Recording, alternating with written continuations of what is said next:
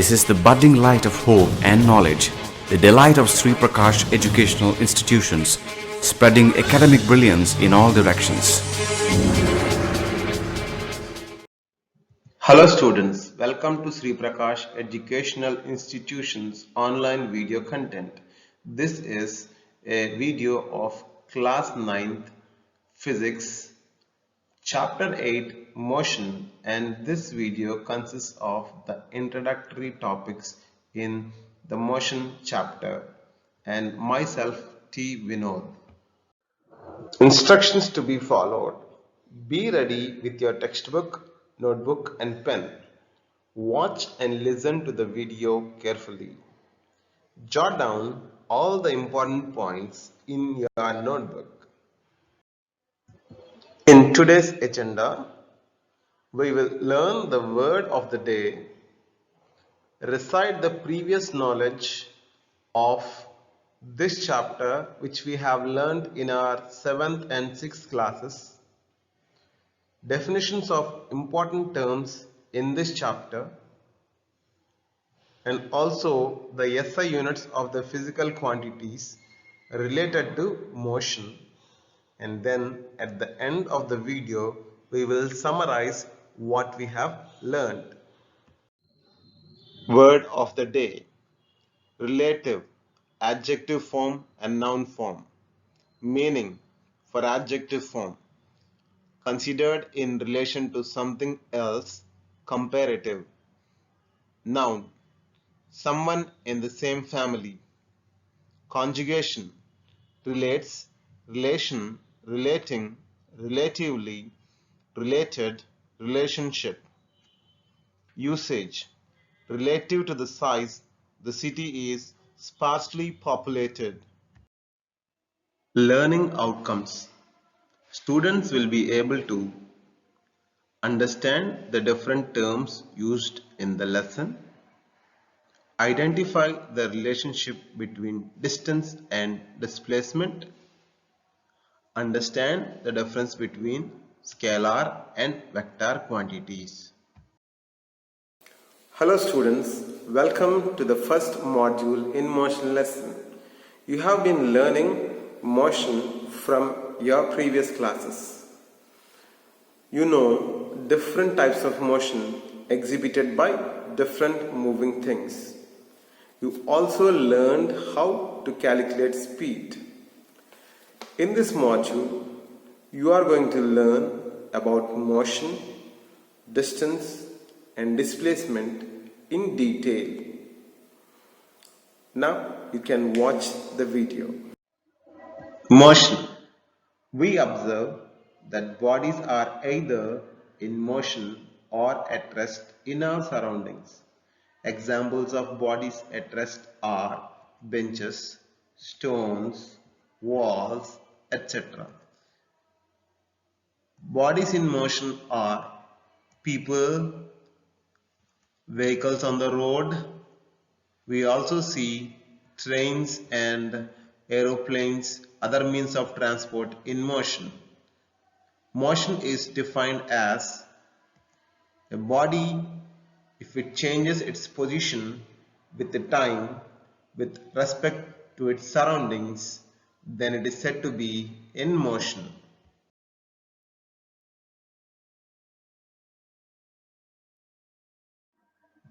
Rest. A body is said to be at rest if it does not change its position with the time with respect to its surroundings. We have seen in the previous example the objects which do not move, the walls, the rock, the benches, etc. are also at rest. Rest and motion are relative. When we travel by a train, we see the beautiful world outside through the window, the hills, the trees, the cattle. With respect to all these things, our position changes and we are in motion. Whereas inside the compartment, we will be comfortably sitting at a place. So with respect to the interior of the compartment, we are at rest. An object can be in motion in relation to one object while it can be at rest in relation to another object at the same time, just like the example which we have seen now. Uniform motion. Definition. A body is said to be in uniform motion if it covers equal distances in equal intervals of time in a straight line. Such type of motion is not possible in our daily life. We see the objects do not move in a straight line. All the vehicles move along the road or a well-defined path. This case of a train moving on a straight bridge with uniform speed can be considered as an example of uniform motion.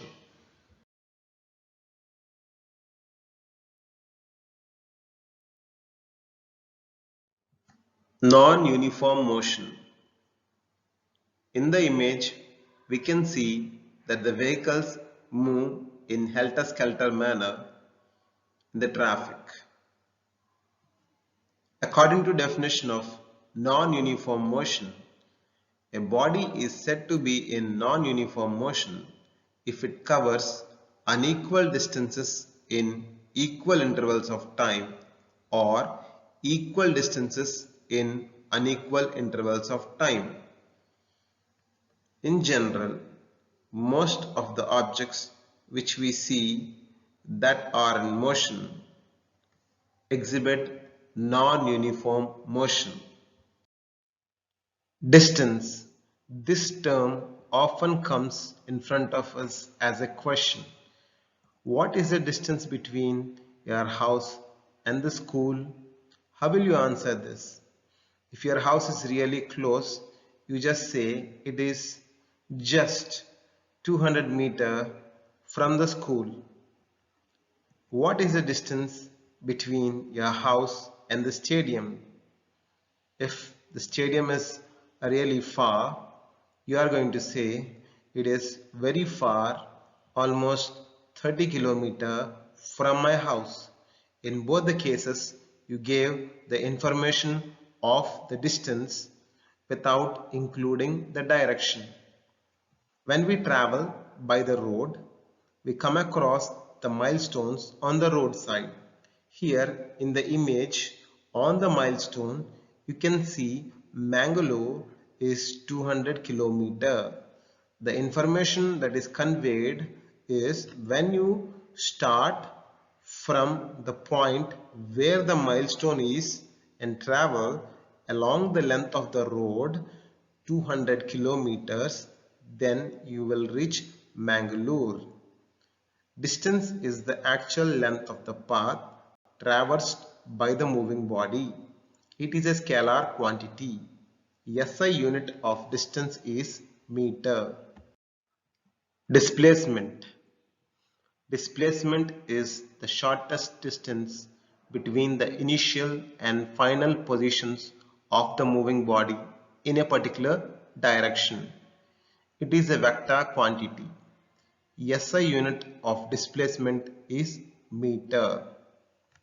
After listening this term displacement, there is a lot of confusion between distance and displacement since both give the distance, but displacement includes direction also. So it is a vector quantity. To have a better understanding of what displacement and distance is, you can watch this small video.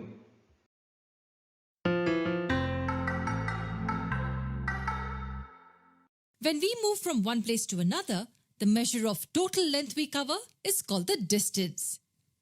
So you have to travel to this town and the best route is straight up north. But because of roadworks along the way, we have to take a detour and the distance covered would be something like this. Now, when the roadworks are completed, the distance needed to be covered will be something like this. Distance is measured in meters and denoted as lowercase m. The distance between these two towns is about 20,000 meters, but because of the detour, you had to cover a distance of 50,000 meters. Okay, so nobody likes big numbers unless it's your salary. So we should also know that a kilometer is 1,000 meters. In our example, we can say that instead of 20 kilometers, you traveled 50 kilometers. Is distance a scalar or a vector quantity? Think about it. If you say someone traveled 20 kilometers from this point, we can't really tell where they landed up. Maybe here, maybe there, or maybe they just went around in circles. As it does not specify a direction, it is a scalar quantity. That brings us to displacement. So what is displacement? Distance with direction is displacement. Distance with direction? What do we mean by that? You made 2 separate trips to this town. Was the distance covered in both the cases the same? Have a good look. It wasn't. In each of the 2 cases, the distance was different. The time you took for the detour was greater than the time you could go straight across. But if you call someone to tell them where you are, in both the cases, your location is this town, which is 20 kilometers north of your home. The displacement in both the cases is the same. You traveled 20 kilometers north. North shows the direction, and because direction is specified, displacement becomes a vector quantity. Now let's look at this example where a mother asks her son to quietly stay where he is while she takes a quick nap. So now the child runs back and forth many times and returns to the original spot before the mum wakes up. The mum wakes up and sees the child in the same spot, and as she hasn't observed what happened in the last few minutes, she assumes the child has not moved. The child, being the future expert in physics, has in fact disobeyed her instruction and covered lots of distance. But at the same time, he can argue that he did follow his mum's instruction. Lots of distance covered, but zero displacement. If the distance travelled is a straight line, the displacement will be the same magnitude as the distance, but with the direction provided as well. In most cases in our day-to-day lives, the distance covered is greater than the displacement seen. Running errands and travelling back and forth between places cause the amount of distance to build up, though you may not end up very far from home. If you've really understood the difference between distance and displacement, you should be able to answer the next question. When a passenger travels by taxi, is he charged based on the distance or displacement?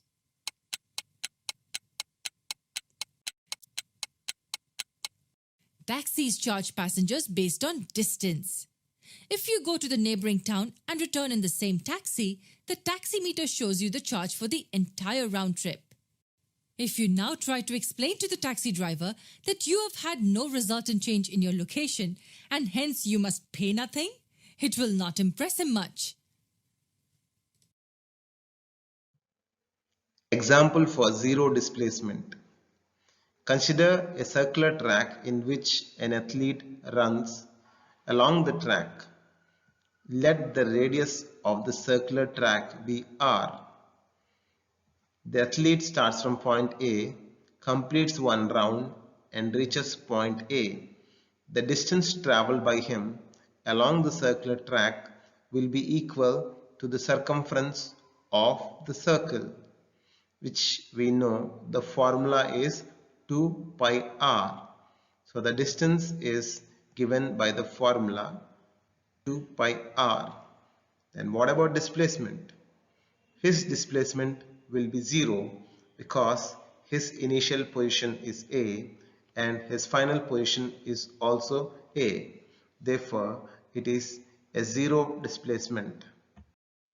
Example for positive and negative displacements.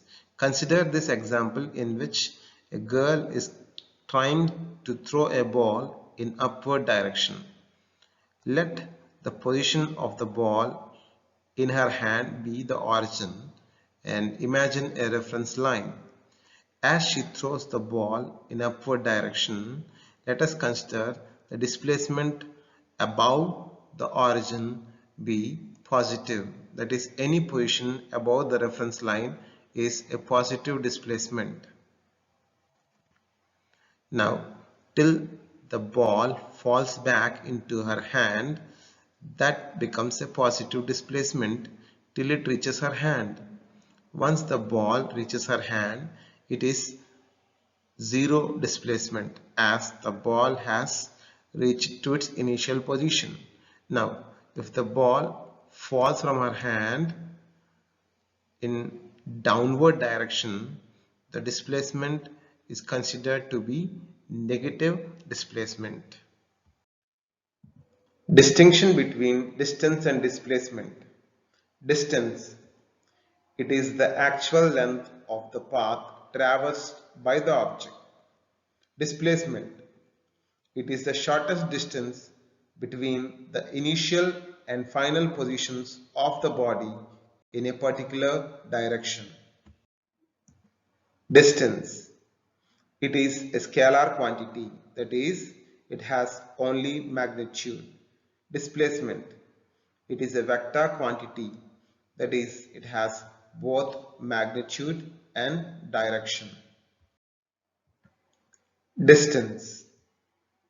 It depends on the path followed by the object. Displacement. It does not depend on the path followed by the object. Distance. It is always positive. Displacement. It can be positive or negative or zero depending on the direction. Hello students, we have reached the end of this video. In this video, you have come across two new terms, scalar quantity and vector quantity. What are these? Already you are familiar with the scalar quantities. In maths, you learned length, area, volume. All these are scalar quantities. That is, they are just defined with the magnitude. Let me give an example. The area of a triangle is 10 centimeters square. So you just give a number and a unit. That does not require direction at all. Such quantities are called scalar quantities. Then what are vectors? Vectors are those quantities which require both magnitude and direction for definition. In the video, you have seen displacement is a vector because we are specifying the magnitude as well as direction. Apart from that, we have many vector quantities, just like force is a vector quantity, acceleration, velocity. You will learn about these quantities in the coming videos. Any doubts, you can post in the Google Classroom. Thank you for watching.